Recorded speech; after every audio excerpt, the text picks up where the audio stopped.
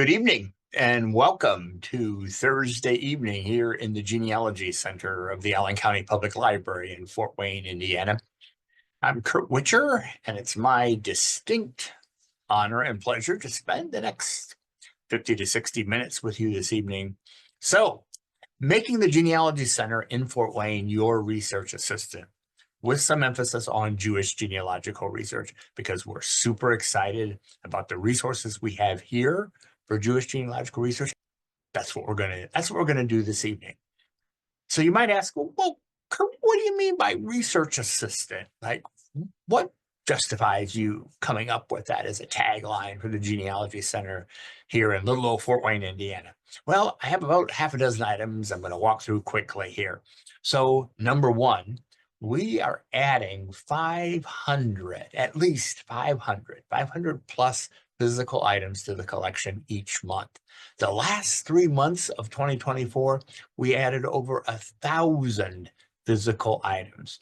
Right now, we have just a little north of 1.2 million physical items, books, pamphlets, serials, microtext. And that grows by at least 500 a month. Again, last quarter of 24, it grew by 1,000 a month.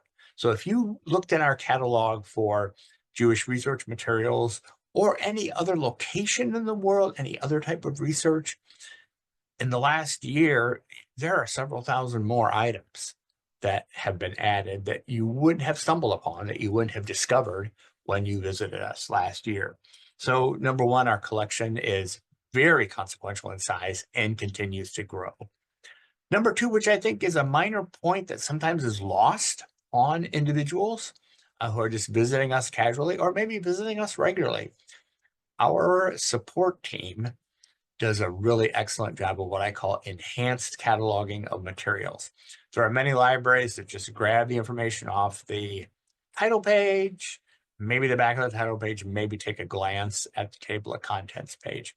We do enhanced cataloging, meaning if we notice that out of, I'm just going to use a fictitious example, a Witcher family history, we take a glance at the table of contents page and there's Gogels and Schooks and Englerts and Gremmelsbachers listed. We'll put that in the metadata or the description for the book so that if you're not interested in Witchers, but you really are searching Gremmelsbachers, that book will pop up and we'll say to you, hey, you might want to take a look at this. There may be some things in there for your research. Since 1985-86, we have been subject indexing genealogical periodicals in the local history, family history space. What are periodicals, you might ask? Well, those are the newsletters, the journals, the quarterlies, the annuals, the publications of genealogical, historical, and ethnic societies around the world. We subscribe to a couple of thousand and have subscribed to, over the years, tens of thousands, as some periodicals are born and some periodicals die, with societies and organizations coming to life and dissolving after interest has waned. But we have more than 3.1 million subject entries to periodicals. That is a rich gold mine, and we'll talk about that specifically toward the end of the conversation we have tonight. But PERSI stands for the Periodical Source Index. If you're not using PERSI, potentially, you're missing about a third of the research material that might help you extend your family, find more ancestors, and also put context and life around the ancestors that you have identified, that you do know. We're your research assistant, I believe, because we offer free consultations and free programs every single month. Every week, we offer 2 programs and consultations on demand. Whether you walk in the door, whether you email us, whether you call us and ask for a Zoom consultation, we're here again to make your research both enjoyable and successful. We want you to find your family stories, your family history. So we're your research assistant because we're available to meet you where your research needs exist. And I went the wrong way there. The last bullet point, we're not trying to be Ancestry because Ancestry is really good at being Ancestry. We're not trying to be Ancestry or Find My Past or My Heritage. Those are really meaningful, large information aggregators in the genealogy space. And if you come here to research, you will have access to all of those here in the Genealogy Center, as well as nearly 24 additional databases. What we do have for free on our website, though, are searchable records and images that are too small of data sets for the large information aggregators like Ancestry to put on their website. A couple hundred images from a cemetery, a family scrapbook, that's really hard for Family Search and for Ancestry and for MyHeritage to fit into their digital publication stream. But for us, if anyone contributes data, even if it's 5 names, we will catalog it and we will post it on our website for free access. So there's a lot there, but we're not stopping here. We're going to show some specific examples of these things that I have just mentioned. So how can we be your Jewish research assistant? Oh my goodness, it's like a compliment to what I just said, and that we have an extremely extensive collection. As I said, 1.2 million items and growing. Amongst that collection are many, many tens of thousands of geographic materials, and an extensive geographic collection across the world really almost ensures that Jewish history and Jewish peoples are represented.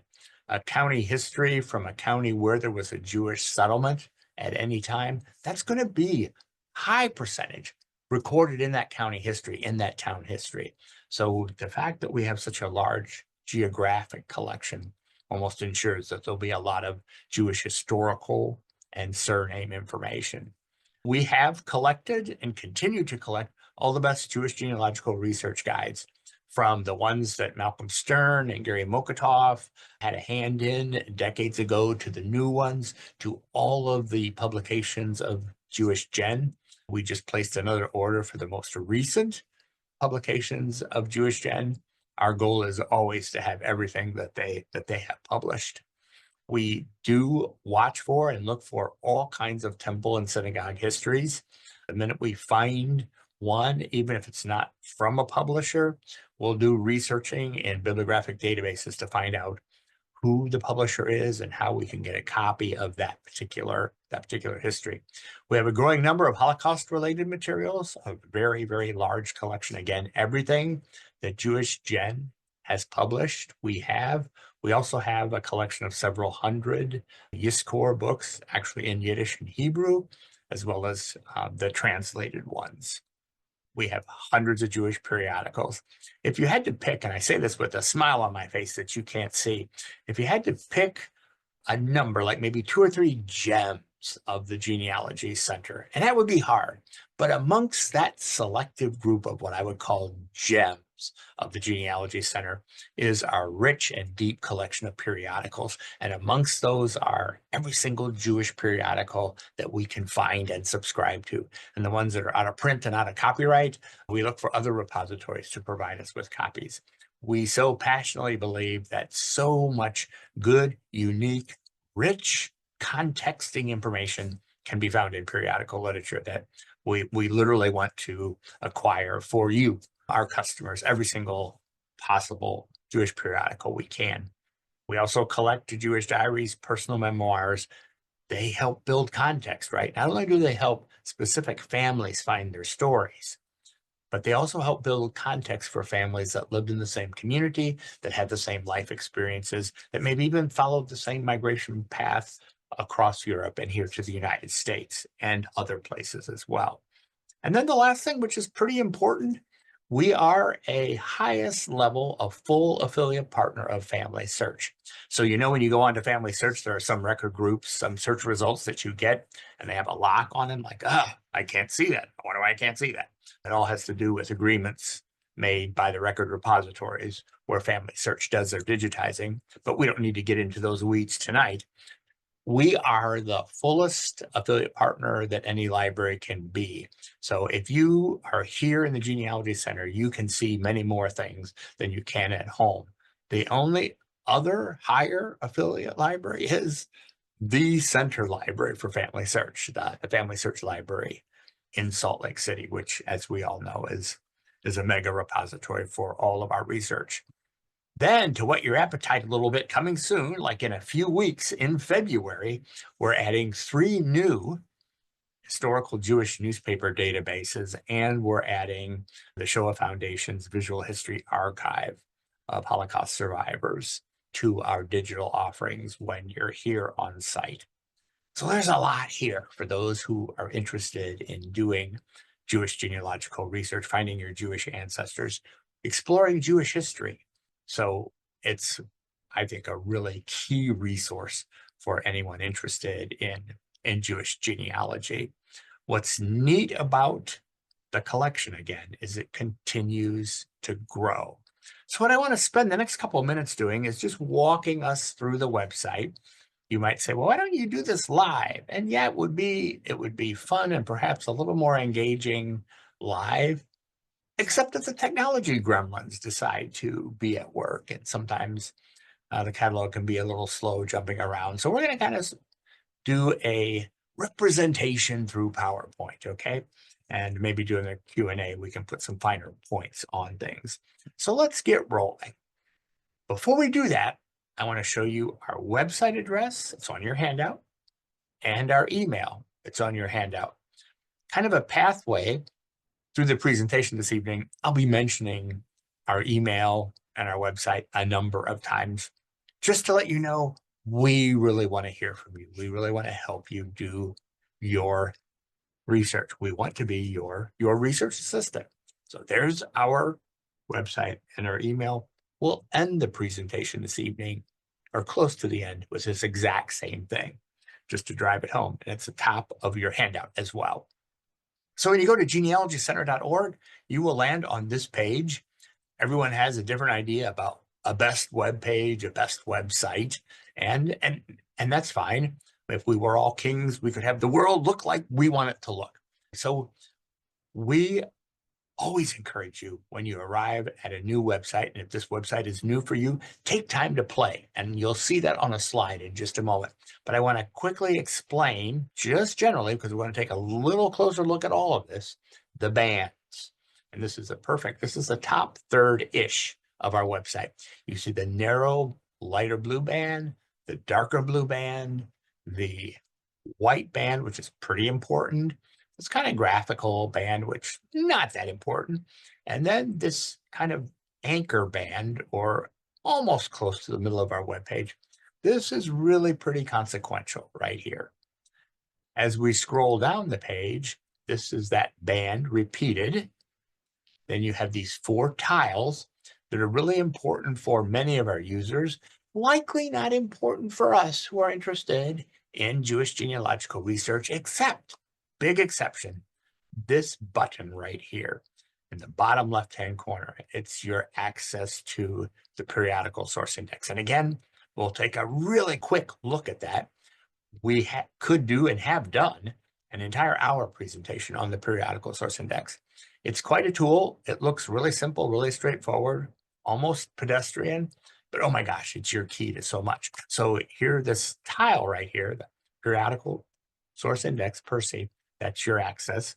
So we're going to continue to scroll down just a little more. Underneath those 4 tiles, if you will, are the latest programs. So I scrolled ahead a little bit till next week. Here's the Tuesday program, Thursday, Tuesday, Thursday. You get the idea.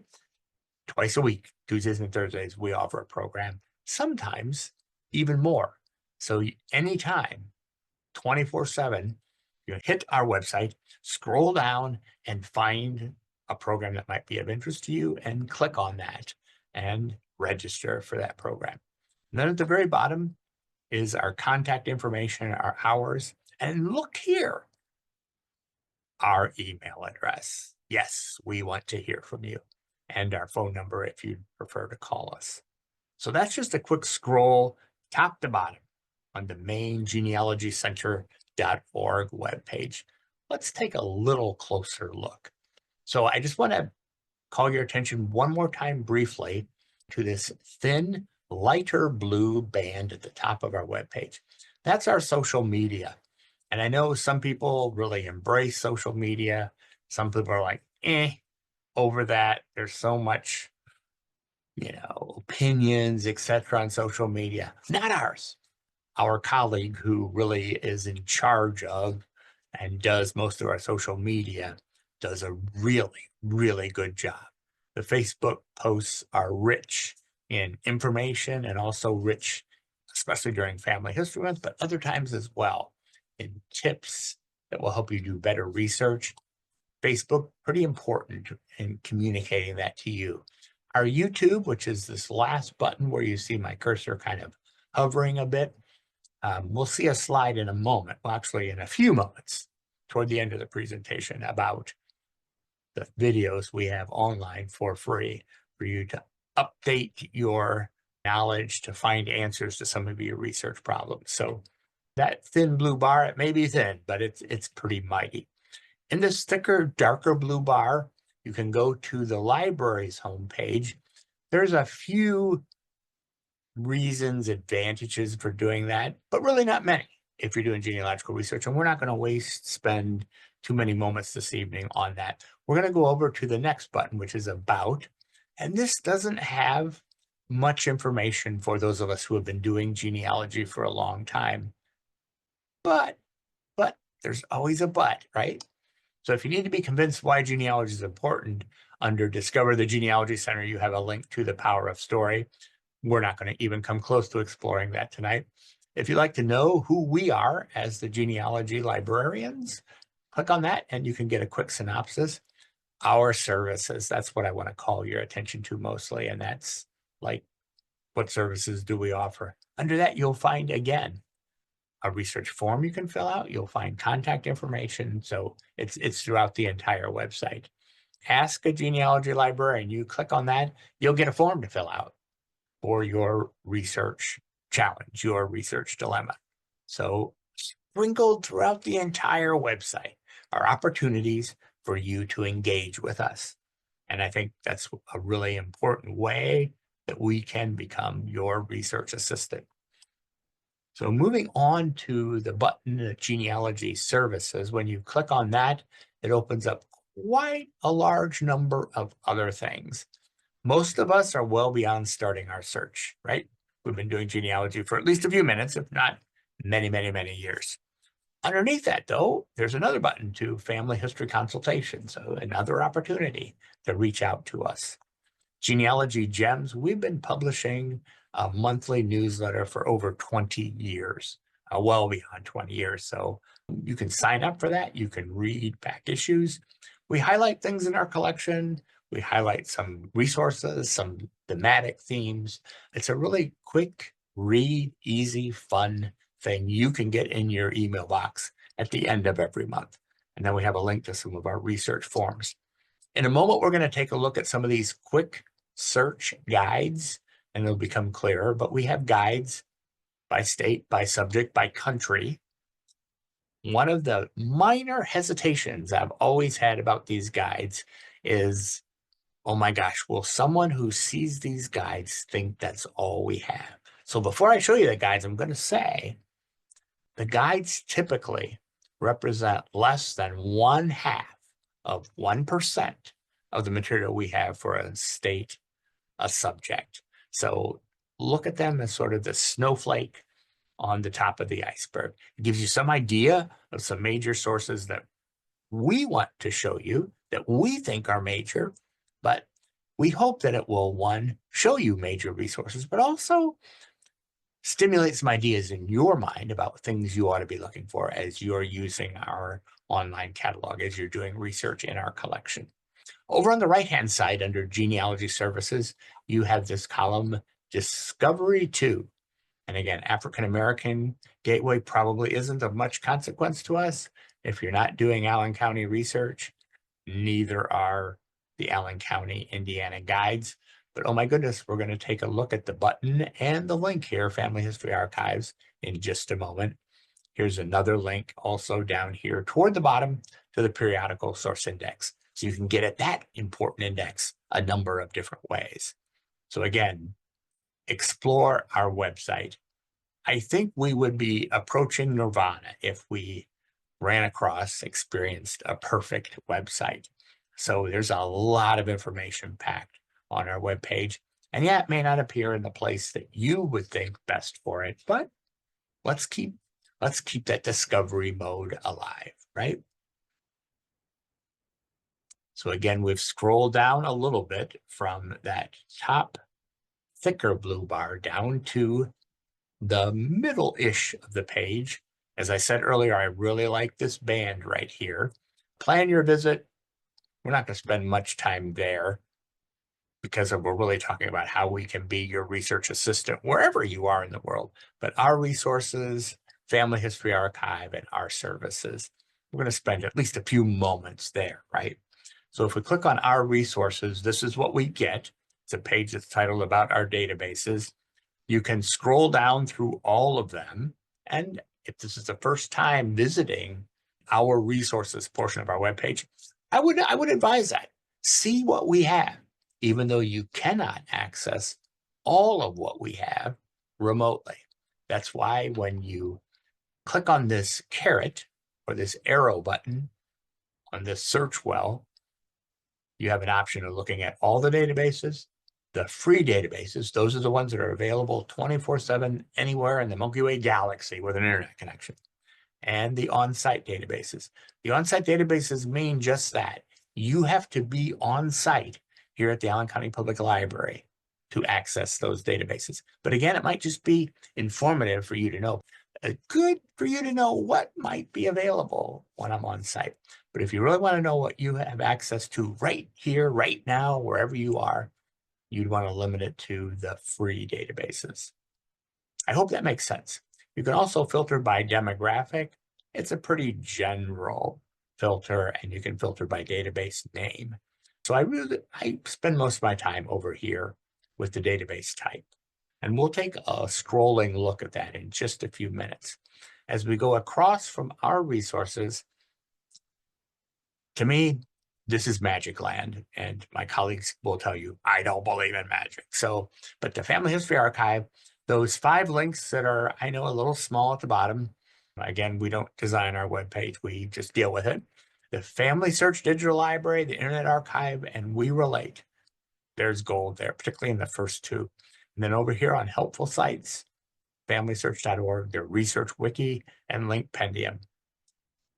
If you ever have insomnia, forget the sleeping pills. Forget worrying about, oh, I'm not going to get any sleep. Hop up, get on your computer, netbook, smart device, and you'd be surprised how many hours will go by quickly when you're searching through the Family Search Digital Archive or the Internet Archive. It's amazing. And we'll take a quick stop at each of those in just a moment. As we scroll over in that sort of middle bar that I've pointed to a couple of times, what are our services? Well, we have an Ask a Librarian service. We snuck it in again. How you can get a hold of us, send us an email. We do tours, all kinds of tours. And underneath tours are consultations. Again, you can click on that to get to our form. And oh, guess what? There's our email address again. So we are serious about making ourselves available to you to be your research assistant. So let's all take a deep breath. Here we go. Our library catalog is a critical tool for you to use. My colleagues have heard this, and many genealogists have heard this, but I feel compelled to say it again. Most library catalogs are firmly moored, firmly anchored in the 20th century. What do we as genealogists do when we're given lemons? We make the best lemonade possible. So we can spend a lot of time saying, gee, your catalog should be more like Google. Gee, why isn't your catalog more like Amazon? I get it. I totally get it. I'm right there with you. Totally there with you. But I'm also a realist, and I don't believe in magic. It's the best we have. The catalog we have now is about 14, 15 months old, and oh my goodness, it is so much better than our previous catalog. So there is improvement, but it's not intuitive. It doesn't have a lot of the did you mean features that you would expect to find and that you do find on other internet sites. It is what it is. And I know many of us are tired of that statement, but we're genealogists. We're persistent. We're ingenious. When we're given lemons, we make the best lemonade. And our catalogers work really hard to put as much metadata, as much information about the resources we have. So even if you're not using an Amazon or a Google, you still have a higher percentage of finding useful things in our catalog than really most other catalogs that you will experience. So I want to give you 4 tips, and then we'll give you kind of another layer of 4 tips, and then we'll take a look at just a couple of searches. So when you're in any online database, even Ancestry, I would propose, choose unique search terms, and the second point there, less is more. So don't cloud a search with many, many, many words. Pick unique terms, surnames, geographic location. You don't need to put an and the. You don't need to put a golden, wonderful place in Kansas called Kansas City. Put Kansas City, Kansas. Less is more. If you don't get a good search result, or maybe you get an empty search result, like the catalog didn't find anything, you can always expand it out. But to arrive at the most important books first, choose unique terms and embrace that mantra that less is more. I know not many people embrace the 3rd bullet point. I just offer it to you as a strategy, right? So if you come to our catalog and you're just really frustrated, it doesn't seem to make sense, take some time to play. And what do I mean by that? Kind of park for a moment your surnames, your geographic locations, your events on the side, and just do silly searches. Like, how many of us don't have Smiths in our family? I'd be raising my hand real high if you could see me on camera. But I always, when I come to a library catalog or a genealogy collection catalog, and I'm looking for genealogy material, I almost always search, my first search, not number one, but the first search is to search for Smith family or Williams family or Baker family. Why in the world would I do that? I don't have any Smiths in my family that I know of. Well, if you search in a genealogy department, Genealogy Center catalog for Smith family, and you get no search results, you search for Williams family, and you get no search results, what does that tell you? It tells me, oh my goodness, I'm using the wrong search well. I'm doing something wrong, because if I'm looking at a genealogy, anything, I should find at least a couple Smiths. I also do what I call silly phrases or nonsense phrases. So oftentimes I search for Humpty Dumpty. Why? Because I have Humpties and Dumpties in my family? No, I want to see how the catalog is applying Boolean operators, right? The ands, the ors, and the nots. So if I search for Humpty Dumpty in the catalog, and then I look through the search results, and they're all Humpty, I don't see any Dumpties, or they're just Humpty Dumpty, not a Humpty, not a Dumpty, I can begin to say, okay, how does this catalog work?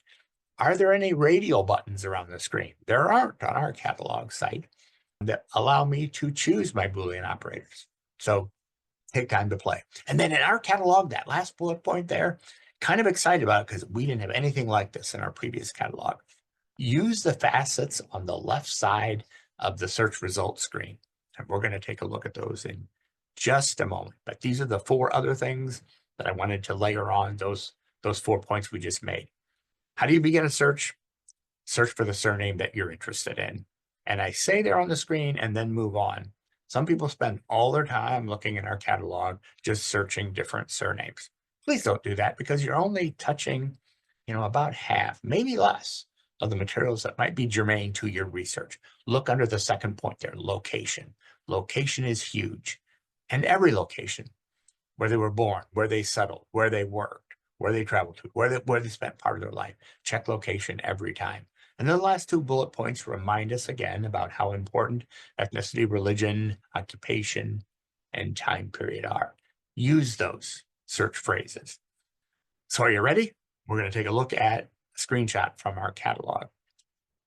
Libraries have been doing this for many years. They don't have a web page that says library catalog that, according to those in the know, is so yesterday, is so passé.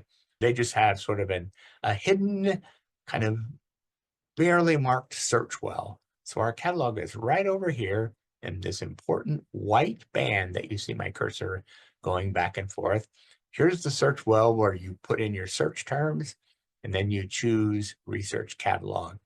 Let's expand this just a little bit. So there's the Luke family. I have two options here: search our catalog, search our free databases. I want to search the catalog, the Research Catalog, put in my term, choose Research Catalog, click on search. And lo and behold, there's only one book about this particular family. I want to show this book because it's only 63 pages, but look at all of the subject tracings. Each one of those surnames we can click on, and it will bring together all the books in our collection that also include that surname. So even though it's the Wallach family, Jablinski, Clem, a couple different spellings of Clem, a number of surnames as well as geographic locations are here in the metadata. And this is the left-hand facet area that I alluded to, that I articulated about earlier. So we can click on Luzerne County, Pennsylvania, and we'll pull everything from that county together just in one click. Same thing with Middlesex County, New Jersey, Belarus, and Poland. When we click on those, we'll probably get some pretty large search result sets. So we may or may not want to do that. Let's take a look to see if we search for this Jablinski family, or if we just click on that. This is just another view of the metadata, but we click on that and we find the two books that are Jablinski family. We search subject because we clicked on that in the metadata of the previous title. And oh my goodness, here's a large title. Look at all of these family names that we pulled out and put in the metadata for this title. So again, you could click on any one of those and it would pull those families together. You don't have to execute a new search. It's executed for you through the metadata. And again, just scrolling down, there was the first book, and there's the second book for Jablinski family. And that's the one we looked at, and that's the one we clicked on, this Jablinski link, to pull these two books together. I hope that makes sense. If you are in one search session, that means you've logged into our catalog or started to use the catalog, and you execute a search a second, a third, a fourth time, your previous searches line up underneath the search bar. So I searched Cohen family. Well, here's the other 6 Cohen family searches that I did previous to this one. And you might say, big deal. Some of us get frustrated, and sometimes catalogs don't work when we use the back arrow on our browser if we're trying to get back to previous searches. So here, nested inside our catalog is a way that you can get back to similar searches that you're doing. And this is so golden, in my opinion, because look over here, look at all of these search facets that we can click on and pull materials together. So search facets and search history. Look for all of those in any library catalog, but certainly in our library catalog, right? So explore, take time to play with our catalog. So we can click on any title in this list of Cohen family histories. And again, you can see all these various subject headings. If we were looking for, Sephardic in Syria or Lebanon, we could click on those links. Look at all these families lined up here. So in this 232-page book, we provide a lot of access points, a lot of access keys. When you're looking in our online catalog, always scroll down and look for something called website. Sometimes website will just say web link, or it will give you a URL, or it will give you some type of other eye-readable phrase or verbiage. If there's something in the space identified as website, it's a good day, because you can click on that and actually begin to read the particular book. Over 130,000 of our materials are viewable online for free, full text, through our partnership with Family Search and our partnership with Internet Archive. And we'll take a look at those in just a moment. So let's figuratively click on that link. And lo and behold, we come to this book that we scanned through our Internet Archive scanning partners on a Cohen family, Family Facts and Fairy Tales by this particular Cohen author. Some people really don't like the Internet Archive browser viewing experience. They think it's too noisy, too cluttered, and perhaps even a little intimidating. I personally like it because it puts more tools in my hands for finding and using and discovering potential ancestors of mine inside a book. So you can look at this single page, double page. You can use the film strip view for a large book. I love the film strip view if you have 500, 600, 700 pages, because you can quickly see where the chapter breaks are. You can see where the index starts. You can see if there are any graphs, illustrations, pictures, maps. You just click on the not readable little square that is representing the index or the image, and it pops up right where it's at in the text in a viewable way. You can expand your view, and you can search inside text. Anything that's OCRable, Internet Archive automatically OCRs, and then you can search through that. So this particular book, I searched for Jacob, and there are 12 instances of Jacob. How do I know? Because it says right there, and it says down here, 1 of 12. And it puts, most times it puts the search term, name, or phrase in context. So the first two really aren't great context, but as you scroll down, you can see, okay, here's Jacob in this context. And you might say, well, that doesn't look like he's mine. I want to go to the next one. Or you can move the scroll bar along the bottom and stop at these blue notches. Those are instances, or you can take your mouse and click on them, and it will take you to that next instance. Oh my gosh.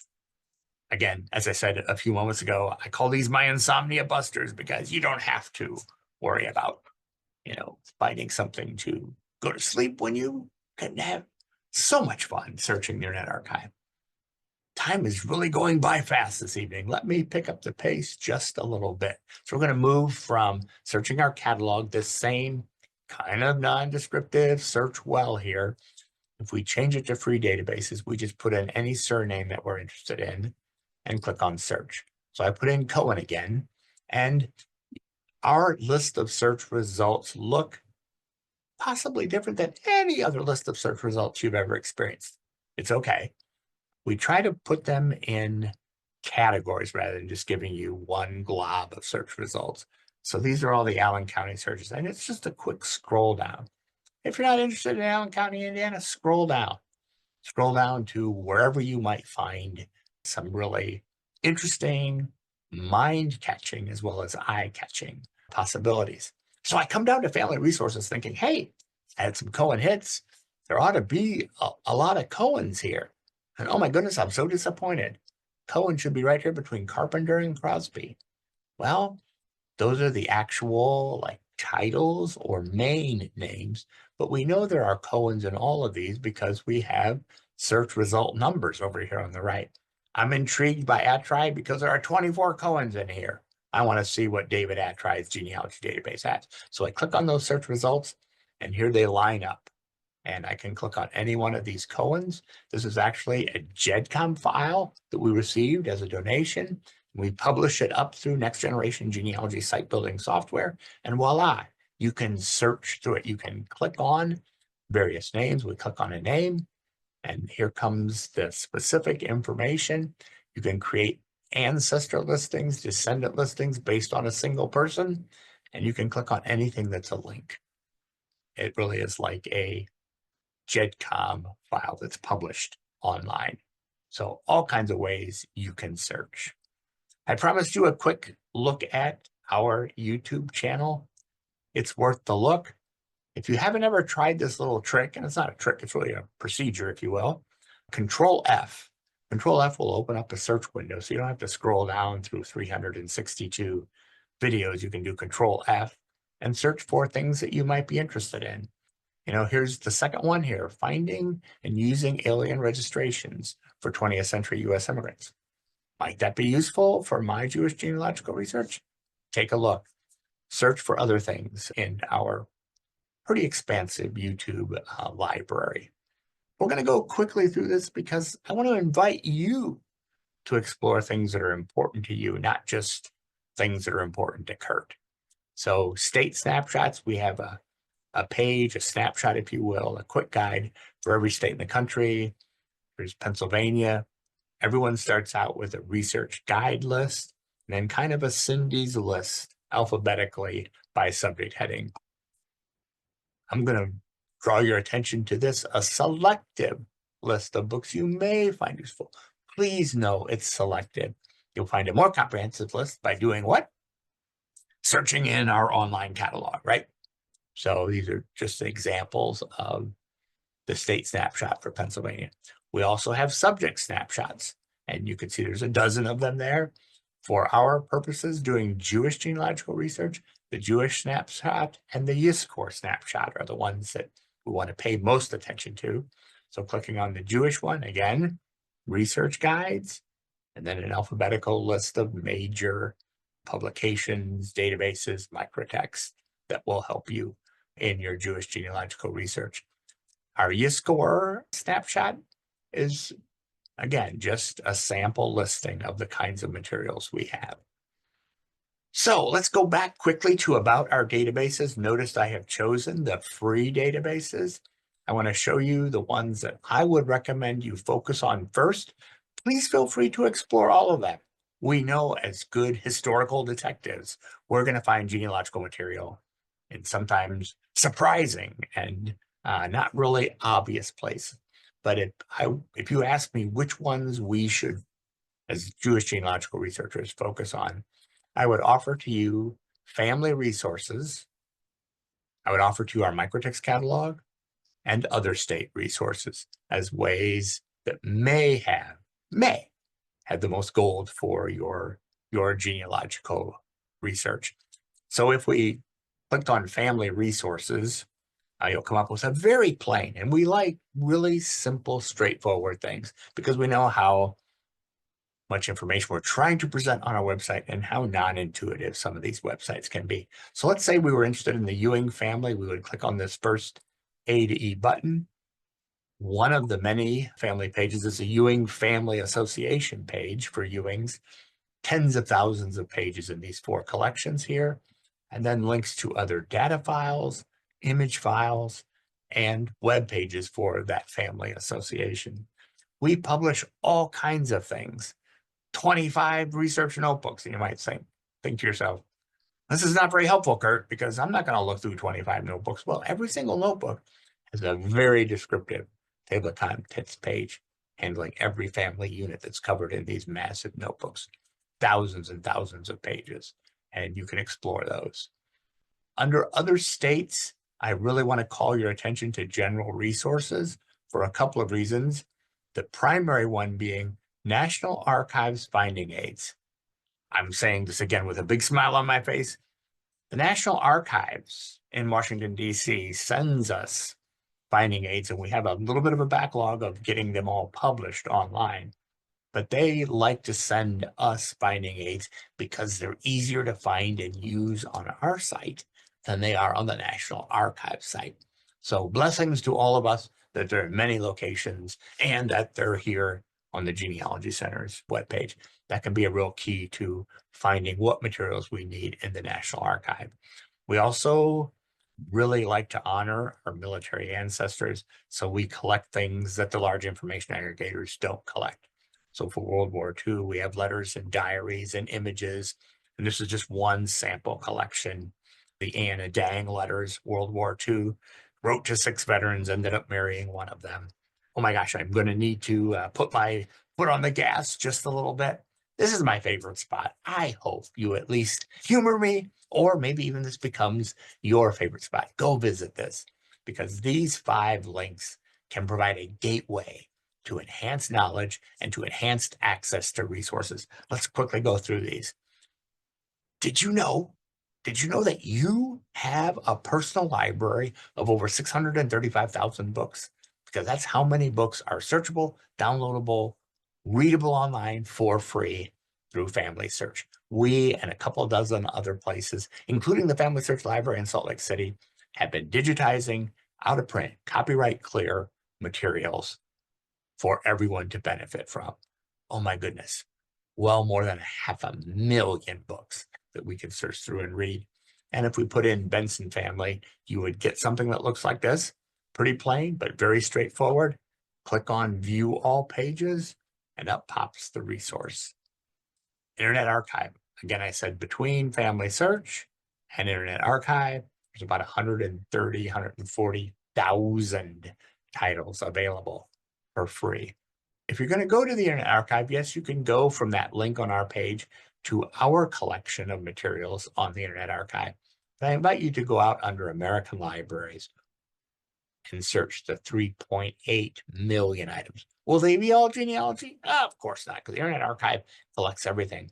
But you'd be surprised at what you find in libraries all over the world that's historical, genealogical, and helps us find our family stories.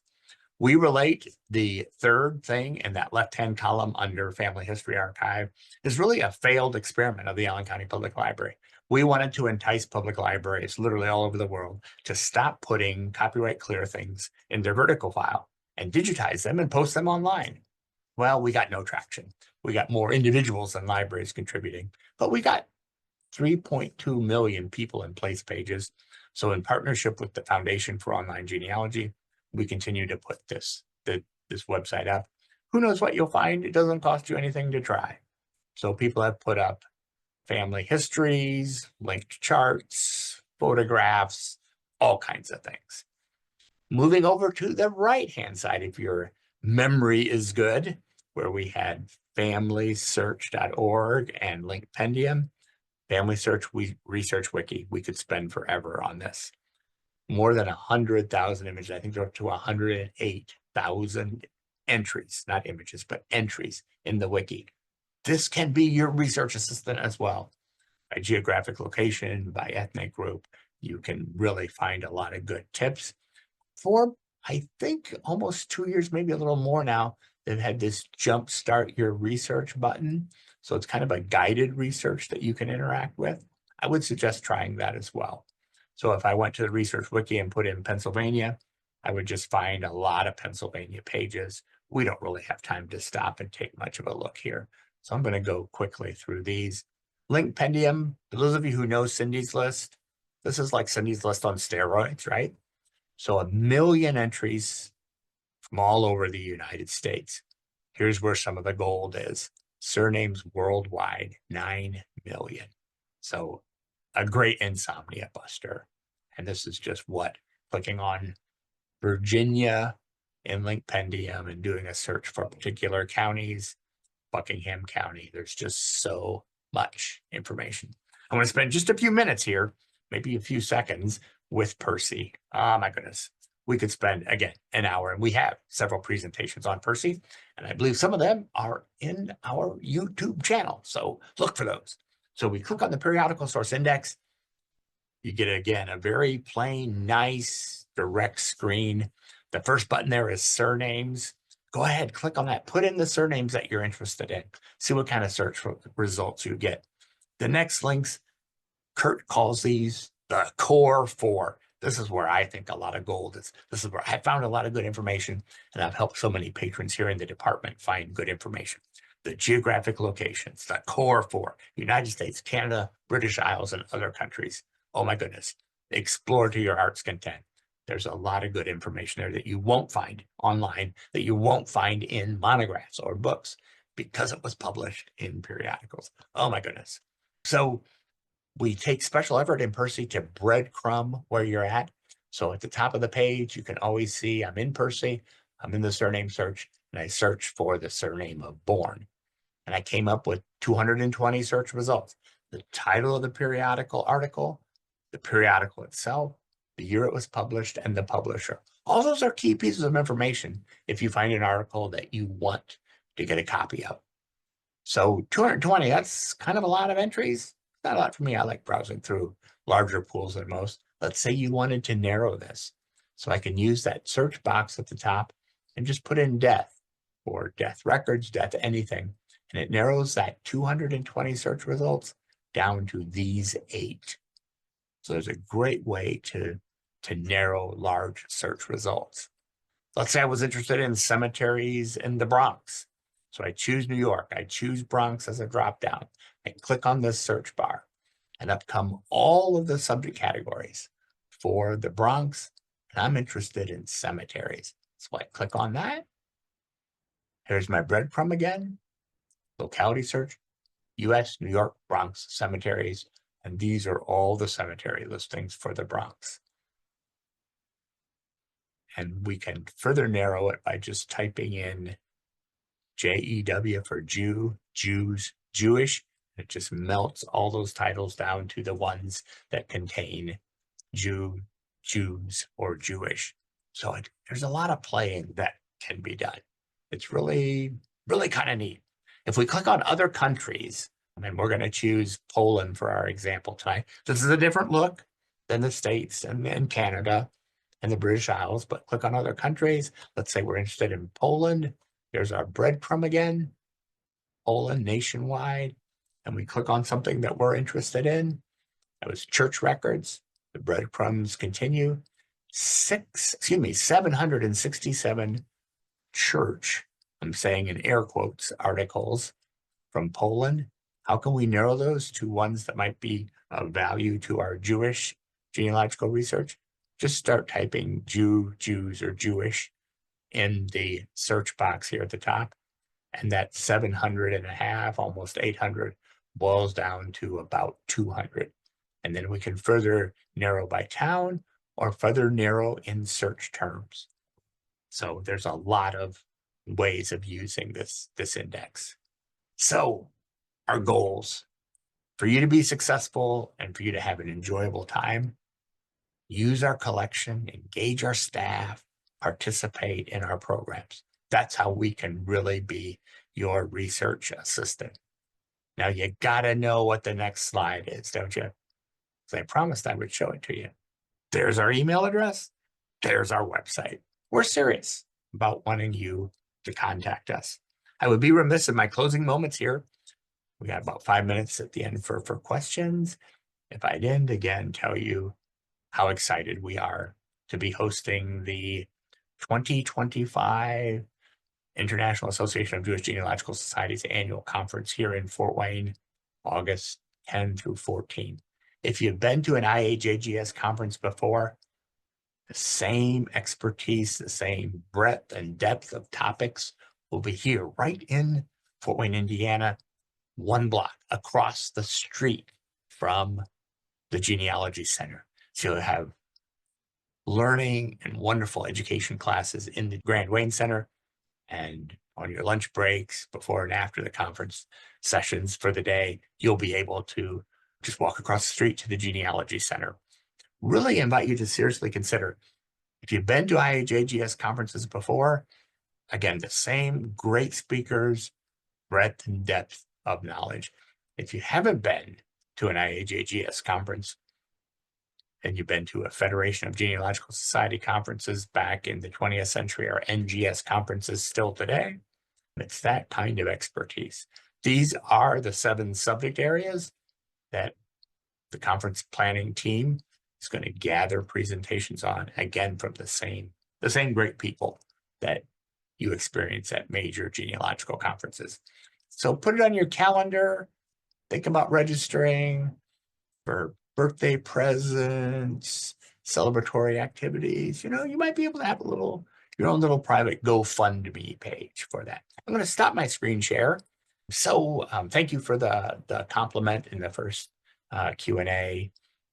Yes, I have worked in the genealogy space for a long time. I've worked with really great teams. We have one of the best teams in the Genealogy Center that we've ever had. So yeah, it's nice to be recognized for that. Do your repositories include Jews during the Shoah who were living in the Mideast? I would have to take a deeper dive, Janine, on whether we specifically have holdings. My off the top educated guess would be yes, but please do send us an email with that specific question, and we'll look through our holdings. They grow all the time. That's a really great, very specific question. And I don't know the most accurate specific answer off the top of my head. Karen asks, are you on Blue Sky? No, we aren't. So thanks for the tip there. Do the grave markers at Lindenwood Cemetery have Hebrew inscriptions on the back? Yes, and so there is a distinct section of Lindenwood that is set aside to honor Jewish dead. We just took a tour of that. Gosh, I'm thinking this past summer. So what, 6-7 months ago? Wonderful tour of Jewish places, establishments, current and former, in the Fort Wayne area. And one of the stops was to honor those who have gone before us at Lindenwood Cemetery. So it's a really great question. My colleague, Kate, did a virtual tour of Lindenwood during Family History Month in October. So you might want to send us an email again about that to maybe get a few more specifics from her. Sarah asks, Jewish names are notorious for different spellings and transliterations. Is there a way to search sounds like or similar to? Sarah, you're going to make me cry and or get on my soapbox again about library catalogs. Our current library catalog, no, doesn't provide a way to do that. I wish it would. I wish it would have some kind of phonetic or sound X search to it, or even a did you mean? So if you type in a name and it draws together names that are phonetically similar, and it would have a did you name or did you mean feature, but alas, it does not. It's on our wish list for the programmers. Regrettably, it's kind of majority rules and a lot of libraries that share the same catalog company with us. I don't see that as a top priority. So, but great question, and we will continue to press for that. Molly says, I traveled to your library and found a Yiskor book for a town in Poland where our ancestors were from, only to realize I didn't have the ability to read the text in another language. Do you have resources available to help translate materials? Yes, we do. It may or may not reach every research need. Please know that there are a lot of good tools online. We can help you find and navigate those. We also, through the Northeast Indiana Jewish Genealogical Society, which I'm honored to be a member of, they have some amazing expertise amongst their members. That expertise can be applied by writing to us and we can interact with them. Certainly will be available at the conference in August and additionally throughout the year. So translators will be at the conference and a rich, nice array of translators. So interact with us now. If you're coming to the conference, interact at the conference as well. So I think it will be, and I'll own it. I'll own it that I'm probably biased because I live in Fort Wayne and I've been associated with the Genealogy Center for just a few days, like 45 years. But I think you'll have a really great time at the conference here in August. I think you will be, what shall I say, really disappointed if you let this wonderful opportunity pass. So I don't see any more questions in the Q&A. So I want to thank you very much for joining me this evening. These programs are always like the fastest hours of the week, the day. You probably find that as well. The Genealogy Center, we want to be your research assistant, and especially for Jewish genealogical research. Please take us up on that. please take us on a spin before the conference. Look in our online catalog, interact with our staff, and please do consider coming to Fort Wayne, Indiana. It's easier to get to than you think. If you're in the Midwestern area, it's very drivable. The downtown area, very safe, very walkable. And when do you have an opportunity? This is a little bit of bias here. When are you going to have an opportunity to have a great conference run by two really great individuals who are national co-conference chairs right next door to a great research facility? When are you going to have that opportunity? So thank you so much for joining this evening, and I look forward to seeing you on a future Genealogy Center program on a Thursday evening or a Tuesday afternoon. And I am looking forward to seeing you August 10 through 14 in Fort Wayne, Indiana. Take care, be safe, and we'll see you next time. Good night.